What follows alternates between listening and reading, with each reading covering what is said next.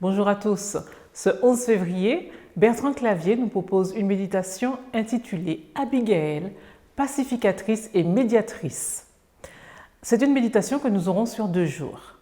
Le texte qui nous est proposé se trouve dans Galates 6, le verset 2. Portez les fardeaux les uns des autres et vous accomplirez ainsi la loi du Christ. Nous sommes au cours du règne de Saül, roi d'Israël. David s'est fait remarquer par son courage contre les Philistins. Par jalousie, Saül manifeste une hostilité envers David et va attenter contre sa vie. David, traqué par les hommes de main de Saül, va se réfugier dans les montagnes des déserts au sud de la Palestine. En compagnie de 600 hommes, aux yeux des notables du pays, David est considéré comme un anarchiste, s'étant éloigné de son maître. Dans ces lieux peu fertiles, la végétation est suffisante pour y faire paître brebis et chèvres. Le séjour de David et de ses hommes ne sera pas vain, puisqu'il protégera les gardiens et les troupeaux d'un riche propriétaire nommé Nabal. Au printemps, c'est la tonte des brebis, l'occasion d'une grande fête.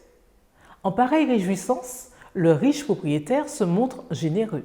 Et David fait appel à une coutume qui voulait que les nomades qui séjournaient aux alentours de troupeaux ou de villages et accordaient leur protection comme une muraille en écartant les maraudeurs de leurs troupeaux pouvaient exiger une taxe comme un droit de fraternité.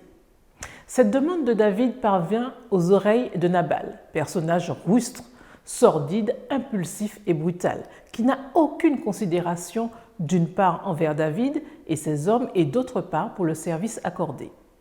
David, ulcéré de cette ingratitude, blessé dans son amour-propre, s'apprête à exercer des représailles. Il était résolu à punir celui qui lui refusait son dû, ce qui ajoutait l'insulte à l'injustice. Ellen White va commenter ce passage par rapport à David en disant « Ce subit mouvement de colère du chef de bande ressemblait plus à l'esprit de Saül qu'au sien propre et montrait qu'il avait une leçon de patience à apprendre à l'école de l'affliction. » Mais le bruit de cette nouvelle parvint aux oreilles d'Abigaël, femme de Nabal. La protection exercée par David et les siens est confirmée par les gardiens des troupeaux. Abigaël est consciente de la dureté et de l'insensibilité de son mari Nabal et de la décision implacable de David qui avait déclaré vengeance. Que fait Abigaël? Situation délicate. Elle est consciente que de l'enjeu de la situation, une médiation sage doit être trouvée pour éviter une confrontation meurtrière. Des gestes prompts et sûrs. Comme il est dit dans Psaume 119, verset 66, « Enseigne-moi le bon sens et l'intelligence. »